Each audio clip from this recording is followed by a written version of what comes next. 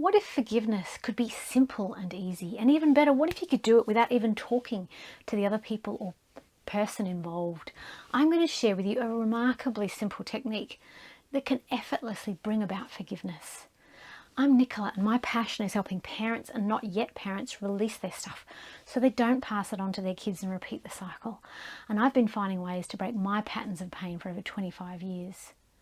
So often we see forgiveness as something heavy, a kind of obligation, something that we should do if we were a good person. There's so much baggage attached to that.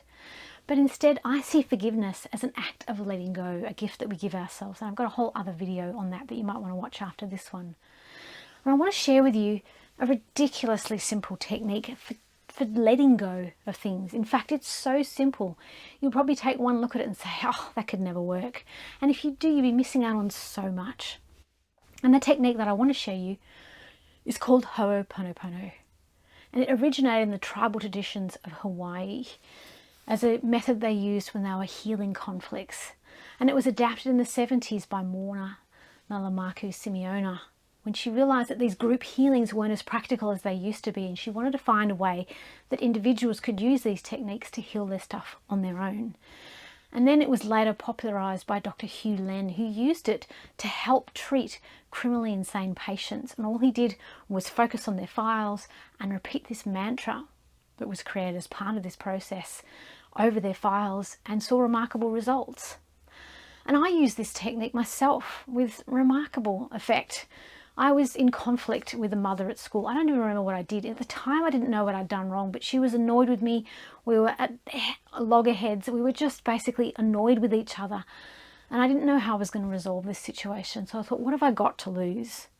I'd learned about Ho'oponopono recently, so I thought, okay, let's try this. And I repeated this mantra while thinking about the situation with her with intent and focus, feeling into the energy of it, working my way through. I did it for a certain amount of time, and then the next time I saw her, it was like it had never happened. She never spoke about the conflict. We didn't seem to be in conflict anymore. I have no idea what happened, but it was like the problem was never there in the first place. And I'm still amazed to this day how easy it was to do it. I never spoke to her about the issue. It just disappeared all on its own.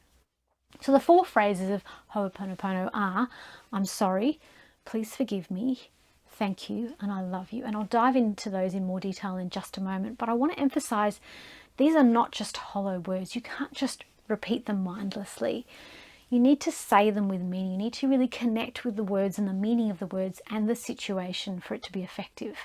And in Hawaiian practice, it's even more effective if you combine it with things like breath work or massage or herbal remedies. It's something that works better in concert with other healing practices, but it can also be effective on its own.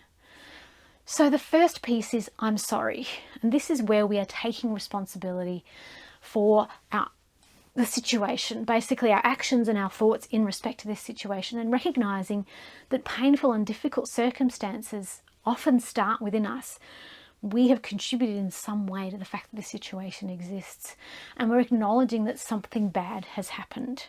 Now, it might feel difficult or awkward apologizing for something that feels out of our control, that we're not responsible for, but it's essential to kick off this healing process. We're not blaming ourselves or anyone. We're just recognizing our responsibility for our participation in this situation and that we have the power to change.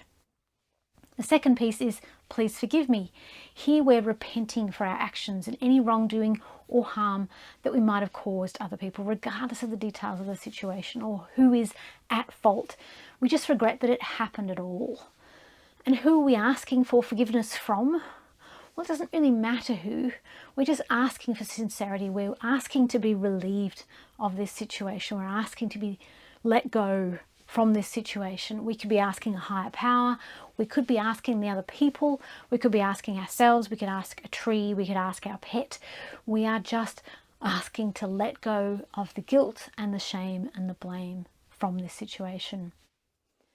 The third piece is thank you, and here we're expressing gratitude and appreciation, everyone and everything involved, but we're also expressing appreciation for the value that we're finding in the lessons, the fact that the situation is helping us to learn more about ourselves and who we are and what's important, and also that it's giving us an opportunity to grow and to change the way that we interact and react to the world. And expressing gratitude also helps shift our perspective from focusing on the negative to focusing on the positive, which helps to start shifting the energy in this situation. And the fourth step is I love you. This is where we are accepting ourselves, we're accepting the entire situation, and we're starting to release any stuck energy or stuck emotions. We're seeing that we're all connected, and we're showing that we care for ourselves and for other people. And we're accepting everything without judgment. We're sending love to ourselves, to the other people, and to the entire universe. And we're using the power of love to heal this situation. So how does Ho'oponopono work?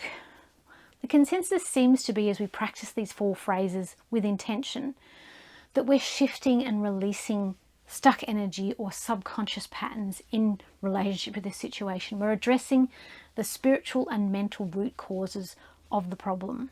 So as you try this simple technique of forgiveness, think of it not as something you should do or a burden or an obligation, but instead a gift that you give yourself so that you can release yourself from this situation, everyone else involved. I've got a guide that you might want to download with a printable with the steps of Ho'oponopono on it, but also more in-depth explanations and some tips to help you as you develop your practice around this. And if you'd like to better understand my perspective on forgiveness and why I think you should stop trying to forgive altogether, watch this video next, and I'll see you in the next one.